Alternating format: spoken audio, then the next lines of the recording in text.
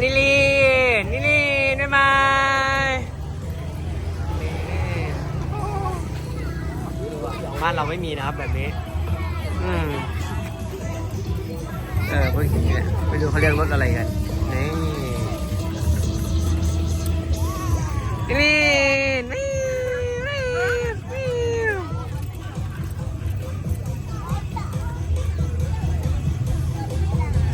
เห็นมีโยก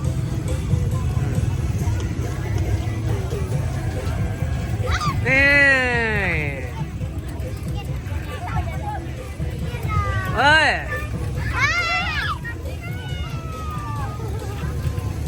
มันมากันทั้งอยู่กันทั้งแก๊งเลยอยู่นี่ไม่มีแซง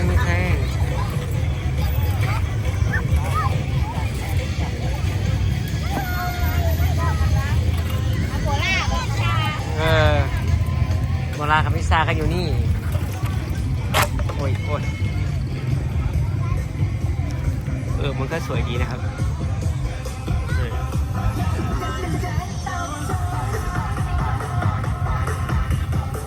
แล้วก็มาดูนะว่ามันเรียกรถอะไรมีโยกเน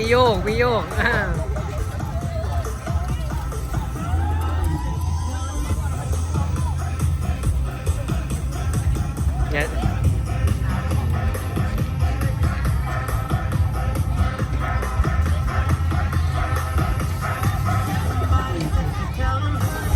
มีเสียงเพลงอีกโอ้ยไม่รู้จะได้หรือเปล่า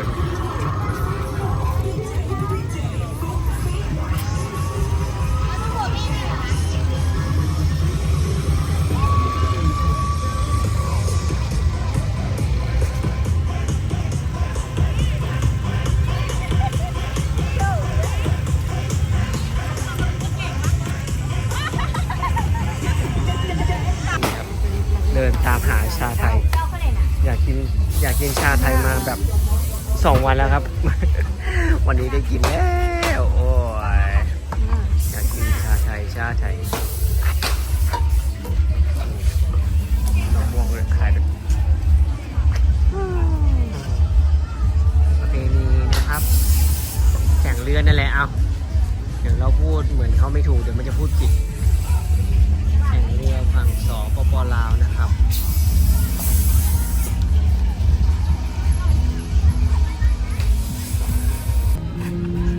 สวัสดีครับตอนนี้เราอยู่แคมป์โขงนะครับหรือว่าริมโขงนั่นแหละนี่ฝั่งสปป.ลาวโขงนะครับนี่เป็นมีงานเนาะงานส่งเรือหรือว่างานบุญแข่งเรือนั่นแหละเพราะว่าเมื่ออาทิตย์ก่อนนู้นเป็นฝั่งประเทศไทยเราจัดฝั่งรอบนี้ก็เป็นฝั่งลาวเป็นคนจัด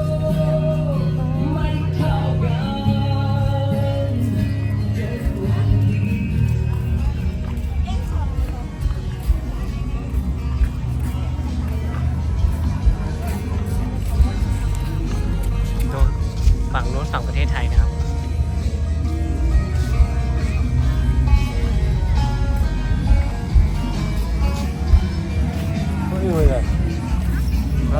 อ๋อนี่เรานิ้วผูก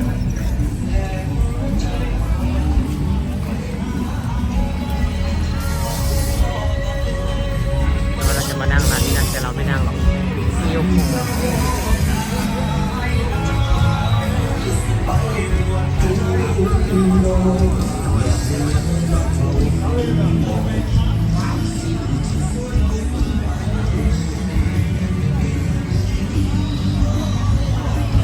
บรรยากาศริมโขงวันนี้นะครับ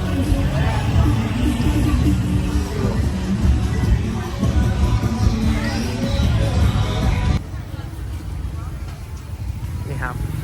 เดินมาเรื่อยๆครับก็มีจะเป็นร้านของกินขายของตุ๊กตาเยอะมากมายนะครับ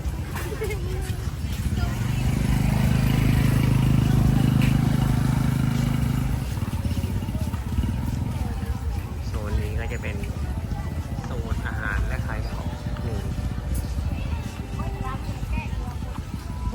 ไปฝั่งไทยเราก็ข้ามโขงไปเด้อ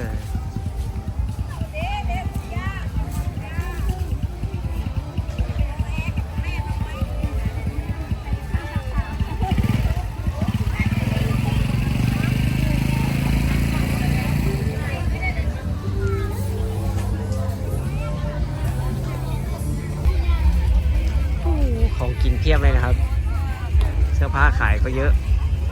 เต็มไปหมด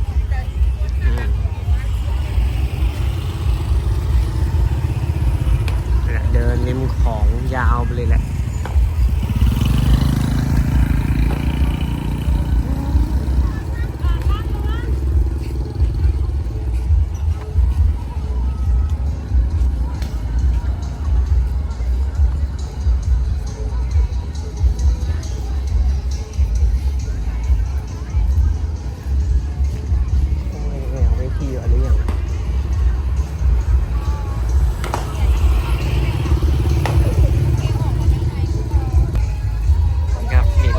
ให้เช่าแล้วก็ขับกันไปนี่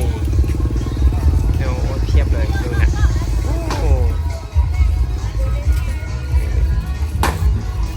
มีปลาลูกโป่งเหมือนบ้านเราอะไรนี่ครับนี่เห็นแล้ว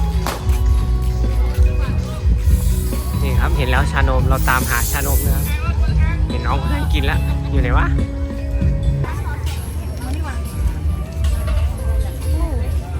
กินเยอะนะครับเพียบเลยเต็มแต่จริงจะถ่ายให้แบบดูจะเยอะนะครับ แต่ว่ามันก็มีแต่เพลงอะเราก็มาจะติดลิขสิทธิ์ที่เกียรไปตัดเสียงออกยำอะไรเนี่ยเจ็บโบยเนี่ยโอ้โหคือกันละโอ้อยากให้ดูเยอะวันนี้ร้านเนี่ยร้านยำเหมือนกันเอ้ามันก็ยำเหมือนกันนะพูดถึงว่าร้านยำมันนี่ก็ร้านยำ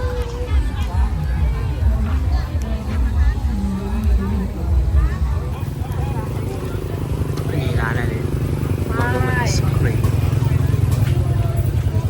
านน้ำอันนี้ตุ๊กตาจอดตู้เล็กผู้ชมเยอะเลยครับ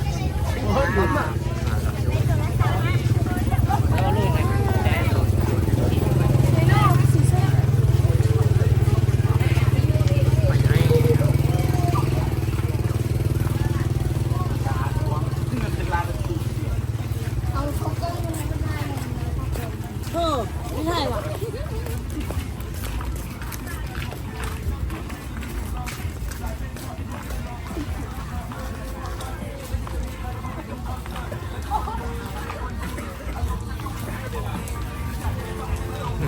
อันนี้ร้านอย่างนี้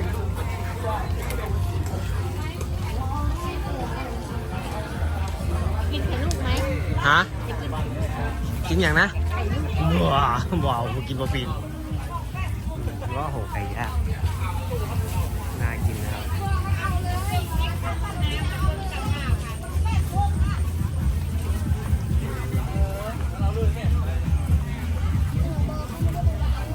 จ้าไปเปิดไดโนเสาร์พ่นไฟครับ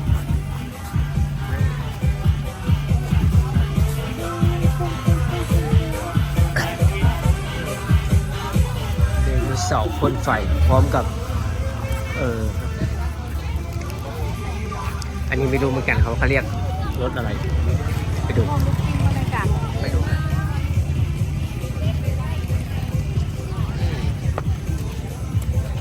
โอ้โหฝั่งไทยครับฝั่งนู้น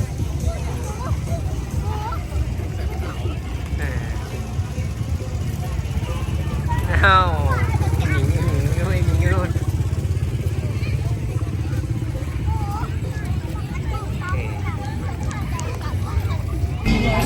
นี่เขาอยู่ร้านวิวของนะครับ